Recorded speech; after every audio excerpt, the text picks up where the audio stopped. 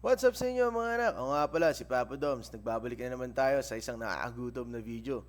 Ngayong araw, pagluluto ko kayo ng apritada. Apritada na walang patatas. Kung di pa kayo nakakapag-follow, click nyo na yung follow button at makapagsimula na tayo. Sana magustuhan nyo yung lulutuin namin ngayong araw. Ayan yan, game na. Let's go! Ngayon, unang natin gagawin, pagkatapos natin mamili, syempre ibababad muna natin siya sa toyo. Diyan lagyan na natin siya ng paminta. Hugasan natin yung mga ingredients natin like yung manok, carrots, sibuyas tuloy. Hugasan mo yung sibuyas. Lakas ng tama mo. Siyempre yung kamatis pala. Sorry. Yan, kayatin na natin siya. Kayatin natin siya ng cubes. Para syempre, madali na tayo magluto. Yan. I-pan fry mo lang natin na siya ng onte yung mga manok natin. Para pag nilagay na natin, ginisa na natin lahat ng mga sibuyas natin, mga ganun, mga gulay, medyo luto na siya. Then, lagay natin sa gilid yung mga carrots para maluto na rin siya. Yan, piniga natin yung kamatis natin para matanggal yung mga buto. Yan. Next, palit tayo ng kawali. Mas malaki kasi medyo marami tayong lulutuin eh. Yan, tinanggal natin medyo sunog-sunog yan. Kasi nasunog siya eh. Yan, lagyan na natin yung sibuyas, tsaka yung kamatis pag medyo luto na yung sibuyas natin. Halu-haluin lang natin siya and then next na natin yung mga pinan-fry natin kanina na manok. Yung mga manok na yan, ubos yan pagkatapos namin kumain. Dami namin kumain yan. Sama ko nga pala dyan, si JB. Siya yung nag-video ng time na yan. Next na natin, lagay na natin yung ating afritada mix. Lagay na muna natin yan sa sa natin, sa maliit na lagayan. Malaki pala yan eh.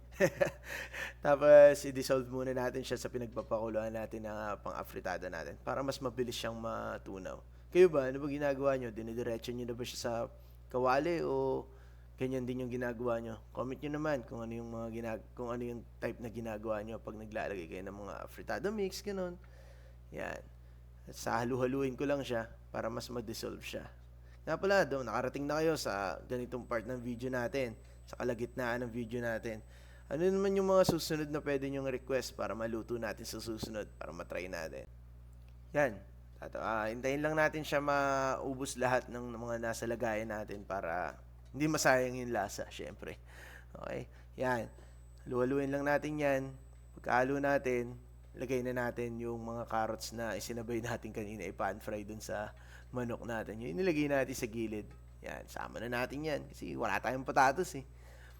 Yun lang yun na ilagay natin ng time na yan. Pero solid na yan. Kahit ganun lang yung rekado niyan.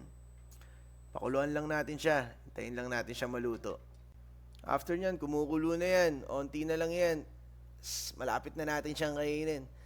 Pakuluan lang natin siya ng isang maganda para ma-equal yung lasa niya, yung lasa ng sabaw niya, maluto ng ayos ang loob ng manok. Yan, tikman na natin siya. Ano ba lasa niyan? Sarap ah. Siyempre, ikaw nagluto eh. Masarap talaga yan, tapos ikaw pa tumikim. Sala nga naman sabihin mo na hindi masarap yan. Bara ka naman lokonan. Yan. Ito na siya. Kaya hanguin na natin. Lagyan na natin sa sandukan natin ng ulam dyan. Kita nyo, daming sabaw, no? Mas masarap kasi para sa akin yung sabaw. Kasi pag nagmamanok ako, mas trip ko talaga yung sabaw. Gusto ko yung masarsa. Kahit medyo malabnaw yan, okay yan sa akin. Ano ba mas trip nyo? Yung malabnaw o malapot na sabaw sa apritada? Comment nyo na lang. Nga pala, ulitin ko. Request kayo ng mga video, mga ulam na susunod na pwede natin lutuin. Maraming salamat. Kakain na!